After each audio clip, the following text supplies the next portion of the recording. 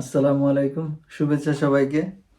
আশা করি সবাই ভালো আছেন। আজকে এই ভিডিওতে আমি আপনাদেরকে বলতে চাচ্ছি কিভাবে ইউকেতে ড্রাইভিং লাইসেন্স পাওয়ার সহজ কৌশল এবং কিভাবে আপনারা সহজেই থিওরি টেস্ট এবং প্র্যাকটিক্যাল টেস্টে পাস করবেন। আজকে আমার জন্য একটু খুশির দিন, কারণ আমি আজকে প্র্যাকটিক্যাল টেস্টে পাস করছি আলহামদুলিল্লাহ। এই ভিডিওর মাধ্যমে আপনাদের আমার অভিজ্ঞতা শেয়ার করব, যেন আপনারা এইসব ট্রিক্স কাজে লাগিয়ে ইজিলি আপনারা পাস করতে পারেন।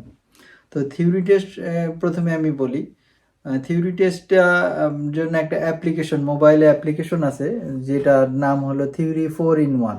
এটা আপনারা যদি পুরোটা পড়ে নেন, বেশি কোশ্চেন না, সব মিলে দেখা যাবে 600-র মধ্যে অ্যারাউন্ড কোশ্চেন আছে। তো এই 600 কোশ্চেন যদি আপনারা একবার রিভাইজ দিয়ে ফেলেন, অধিকাংশ কোশ্চেনই দেখবেন আপনারা পারেন। তো এই 600 কোশ্চেন পড়ে ফেললে পরে পরীক্ষা দিলেই আপনারা আশা করি পাস করবেন। এমসিকিউ কোশ্চেন থাকবে 50টা, তো 50-র মধ্যে আপনার মিনিমাম 43 পেতে হবে। তো 43 পাওয়া খুব একটা কঠিন না, আবার কঠিনও একদিক দিয়ে দেখলে, কারণ 43-র জন্য আপনার প্রিপারেশন নিতে হবে, অ্যাটলিস্ট সব কিছু জানতে হবে।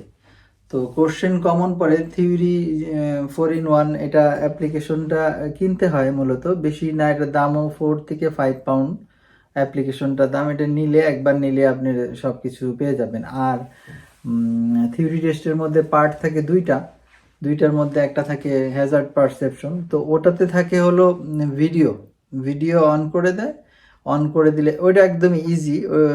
হ্যাজার্ড পারসেপশনটা মানে আপনি দেখাবে যে ভিডিওতে গাড়িতে চলছে, মানে আপনি গাড়িতে চলছেন, এখন এই গাড়িটা কোন কোন জায়গাতে থামবেন। মনে করেন ভিডিও দেখাচ্ছে যে আপনি গাড়িতে বসে আছেন, সামনে যাচ্ছে বিভিন্ন সিচুয়েশন, মানুষ পার হচ্ছে, জাংশন, গোল চক্কর, এরকম থাকে না, ওই এরকম ভিডিওতে দেখাবে যে ওই একটা ভিডিও চলছে, এর ভিতরে কি কি সিচুয়েশন হলে আমি থামবো, যেসব জায়গায় থামবো সেসব জায়গায় মাউসে ক্লিক করতে হয় পরীক্ষার সময়। এটা আপনার একবার দেখলেই বুঝে ফেলবেন যে ভিডিও চলছে, একটা মানুষ পার হচ্ছে, তখন আপনার টিপ দিতে হবে। দ্যাট মিনস একটা গাড়ি চলে আসলো সামনে, আপনার টিপ দিতে হবে।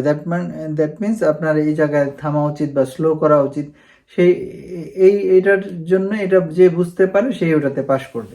তো হ্যাজার্ড পারসেপশন পাস করা কঠিন না। তো আপনার প্রিপারেশন নিতে হবে থিওরি টেস্টের জন্য, যে থিওরি 4-in-1 অ্যাপ্লিকেশন, ওটা পড়লেই পাস করবেন আশা করি। এটাতে কমপ্লিট। এবার আসেন প্র্যাকটিক্যাল, যেটা সবচেয়ে বেশি ইম্পর্টেন্ট, যেটার জন্য ডেট বুকিং করতে হয়। এবং প্র্যাকটিক্যাল টেস্টটা অ্যারাউন্ড আপনার 40 থেকে 50 মিনিটের মতো হয়। আর এই পরীক্ষাটায় আপনার ফার্স্টে আই টেস্ট নেয়। ইনস্ট্রাক্টর দেখলে আপনার যে প্রফেশনাল ড্রাইভিং লাইসেন্সটা ওটা দেখবে, চেক করবে, তারপরে বলবে সাথে চলো। সাথে যাওয়ার পর কিছু দূর যাওয়ার পরে সাইডে যে বলবে দূরের নাম্বার প্লেট, যেটা আর কি দূর থেকে ছোট দেখা যাবে, আই টেস্ট নেবে আর কি। তারপরে 2টা কোশ্চেন করবে আপনাকে, যেটা ড্রাইভিং টেস্টের মাঝখানে আবার শুরুতেই প্রথমেই একটা করবে গাড়ি সম্পর্কিত কোশ্চেন, যে গাড়ির চাকার ডেপথ কতখানি থাকতে হয়। তারপরে যে কোনো কোশ্চেনই করতে পারে, এগুলো আপনার জানতে হবে। থিওরি টেস্টে যখন প্রিপারেশন নেবেন ওই সব কোশ্চেন আপনার জানা হয়ে যাবে। তো এগুলো নিয়ে কোনো ওরিড হওয়ার কিছু নাই। ওই যে 600 কোশ্চেনের মতো ওর ভিতরে এগুলোও থাকে। তারপরে একটা থাকবে সৌমি কোশ্চেন, যে বলতে পারে গাড়ির স্ক্রিনে কিভাবে পানি দিয়ে ধুইতে হয়। এটা একটা। আবার লাইট, যে গাড়ির লাইটগুলো জ্বলতেছে, সব ব্রেক লাইট জ্বলতেছে, এটা তুমি কিভাবে বুঝবা, এই ধরনের কোশ্চেন থাকতে পারে। তো একটা 2টা কোশ্চেন করবে টোটাল। আর গাড়ি চালাতে যখন বলবে, তখন আপনি গাড়ি চালানোর সময় সব সময় সুন্দর করে গাড়ি চালাবেন, আস্তে চালাবেন। যদি 30 স্পিড থাকে, আপনি মনে রাখবেন 24-25, সর্বোচ্চ 28 স্পিড, 28 হলে আবার নিচে নামায় ফেলবেন, 24 থেকে 28 যদি 30 স্পিডের রোড হয়। আবার যদি মনে করেন 20 স্পিডের রোড লিমিট হয়, আপনার তো সে মিটারে দেখাই যায় কতটুকু। আবার ওরা সেট ন্যাপ দিয়ে দেয় সামনে, সেট ন্যাপ দেখে দেখে, যে ফার্স্টে বলবে যে পরীক্ষা 3টা পার্টে হবে, একটা সেট ন্যাপ দিব, ওইটা ফলো করতে হবে। তারপর সেট ন্যাপ ফলো করলে বলবে যে আমি যেদিকে বলবো সেদিকে যেতে, তুমি সোজা যেতে থাকবা, আমি যখন ডান বাম বলবো তখন শুধু মুভ করবা, এরকম। আবার আরেকটা বলতে পারে যে তোমার রুট সাইনে, রাস্তার ভিতরে সাইনবোর্ডে লেখা থাকে না যে লন্ডনে যাও, অমুক জায়গায় এই রোড সেই রোড, সে বলতে পারে যে এখান থেকে ম্যানচেস্টারের দিকে যে রাস্তা সেই রাস্তাতে যেতে থাকো। তোমার রোড সাইন দেখে দেখে যেতে হয়। এরকম 3টা টাইপের হয়। তো প্রথমে সেট ন্যাপ দিতে হয়, সেট ন্যাপ দিয়ে দেয় এক্সামিনার একদম সামনে, তো ওইখানে দেখে দেখে চালাতে হয়। তো আপনারা সতর্ক থাকবেন যে রাউন্ড অ্যাবাউটগুলো, ইংল্যান্ডের মধ্যে সবচেয়ে কঠিন বা জটিল হলো প্যাস রাউন্ড অ্যাবাউট। এই রাউন্ড অ্যাবাউটগুলো ভালো মতো দেখবেন, এগুলো দেখলে আপনাদের খুব ভালো আইডিয়াস হবে। রাউন্ড অ্যাবাউটের মধ্যে আমি যে অভিজ্ঞতা হয়েছে সেটা আপনাদের সাথে শেয়ার করতে চাই অবশ্যই, কারণ রাউন্ড অ্যাবাউট যে পারবে আশা করি সে ইউকে ড্রাইভিং টেস্টে পাস করতে পারবে, কারণ রাউন্ড অ্যাবাউটই ইউকের সব কিছু, সব জংশন, বড় বড় junction round about. Round about মানে গোল চত্বর, গোল চত্বর 4টা-5টা রাস্তা, যেমন বাংলাদেশে যেমন ফ্লাইওভার ছিল, এখানে ফ্লাইওভার নাই, বলতে গেলেই নাই, একদমই কম। তো এখানে যত জংশন আছে সব রাউন্ড অ্যাবাউটের মাধ্যমে কানেক্টেড, মানে গোল চত্বরের মাধ্যমে। তো এই গোল চত্বরটা দিয়ে যাওয়ার একটা প্রসিডিউর আছে। তো সেভাবে আপনার পড়তে হবে, জানতে হবে। তো এমনি রাউন্ড অ্যাবাউট সম্বন্ধে বলতে গেলে দেখা গেল 3 লেনের রাস্তা, 2 লেনের রাস্তা, 4 লেনের রাস্তা, রাউন্ড অ্যাবাউট আবার 5টা-6টা মুখ। তো আমি কিভাবে কোনটায় যাব? আমার যদি বলে থার্ডটায় যেতে হবে, বা আমি ম্যাপে যদি দেখি আমি থার্ডেরটায় যাব, ফোর্থেরটায় যাব, তো এটার প্রত্যেকটারই একটা রুলস আছে। যেমন আপনি আবার রোড সাইন আছে।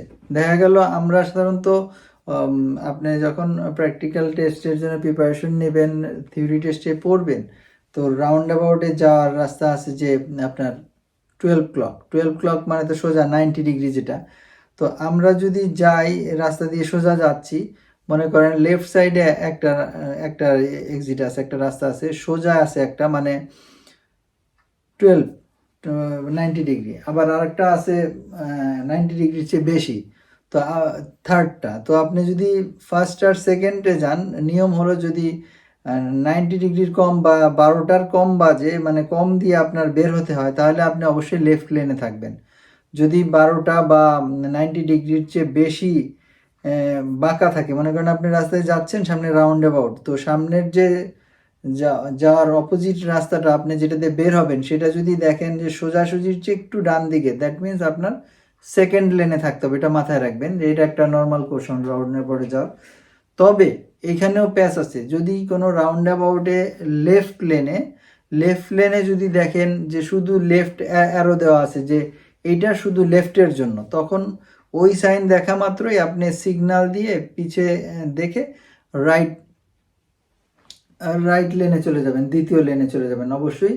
যদি লেফট লেনে যাইতে চান, মানে লেফট লেনে শুধুমাত্র লেফট সাইডে যদি আপনার যাইতে হয়, আপনার প্রথম এক্সিট দিয়ে বা দিকে যদি আপনার প্রথমে যেতে হয়, তাহলে শুধুমাত্র লেফট, কারণ ওই লেনটা শুধুমাত্র লেফট লেনের রোড সাইন দেওয়া আছে, এর জন্য রোড সাইনও দেখতে হবে। আবার কিছু কিছু রাউন্ড অ্যাবাউটের লেফট লেনে দেখবেন যে লেফট দেওয়া আছে, আবার সামনেও দেওয়া আছে। দ্যাট মিনস এটাতে আমি 90 ডিগ্রি বা সোজা যদি সেকেন্ড এক্সিট 90 ডিগ্রির মধ্যে থাকে, তাহলে আমি সেটাও যেতে পারি, লেফটেও যেতে পারি, মানে ফার্স্ট এক্সিট দিয়েও বেরোতে পারি, সেকেন্ড এক্সিট দিয়েও বেরোতে পারি। আদারওয়াইজ আমার রাইট লেনেই থাকতে হবে যে থার্ড এক্সিট, ফোর এক্সিট এগুলো যাওয়ার জন্য। তো আমরা যদি যাই রাইট লেন দিয়ে, তো আমাদের রাউন্ড অ্যাবাউটের ভিতরে ঢুকতে হবে, ঢুকে রাইট সাইডেই সিগন্যাল দিতে হবে। যেই লেন দিয়ে আপনি বের হবেন, ঠিক তার আগের এক্সিটটা শেষ হওয়ার সাথে সাথে আপনার লেফট সাইডে সিগন্যাল দিয়ে ওই লেনে ঢুকে যেতে হবে, ওই এক্সিটে। সাপোজ আপনার থার্ড এক্সিট বা ফোর্থ এক্সিট, আপনি যাচ্ছেন 5 রাস্তার মনে করেন, তো বা সাইডে একটা রাস্তা আছে, সোজা একটা আছে, তারপরে এদিকে আছে 4 নম্বরটা, 1 2 3 4 নম্বরটা দিয়ে আপনি যাবেন রাউন্ড অ্যাবাউট। তো এটা যাওয়ার কৌশল কি, আপনি সোজা যাচ্ছেন, তো এটা তো 4 নম্বর, মানে রাইট সাইডে আপনার রাইট লেনে থাকতে হবে, রাইট লেনে থাকবেন, রাইট সিগন্যাল দিবেন, রাউন্ড অ্যাবাউটের মাঝখানে ঢুকে যাবেন।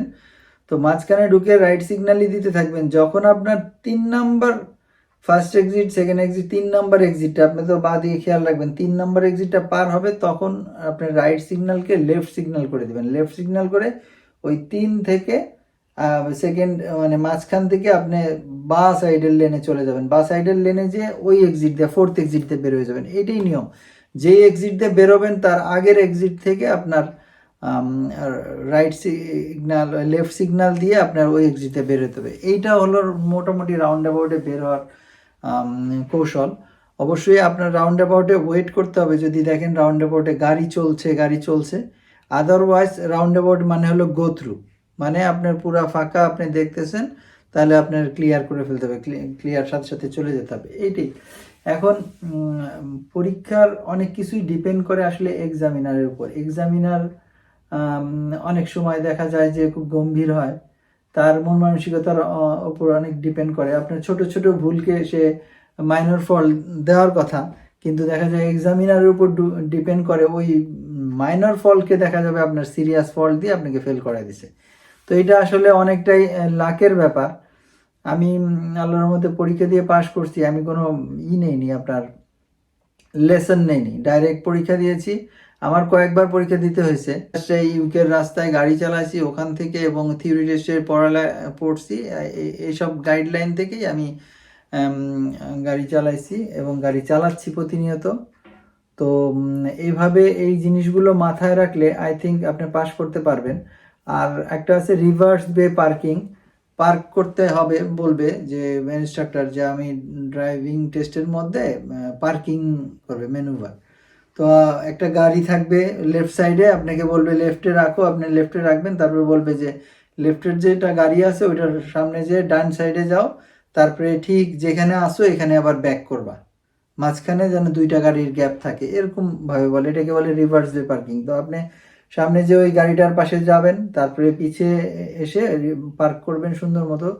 আপনি দেখতে হবে পিছে ঘুরে, ঘাড় ঘুরাইতে হবে, কন্টিনিউয়াসলি ঘাড় ঘুরাইতে হবে, মানে অ্যাটলিস্ট আপনার এক্সামিনারকে শো করতে হবে। আপনার শুধু মিররে দেখবেন এনাফ না, আপনার ঘাড় ঘুরাইতে হবে, লেফটে যাওয়ার আগে লেফটে ঘাড় ঘুরাইতে হবে। গাড়িতে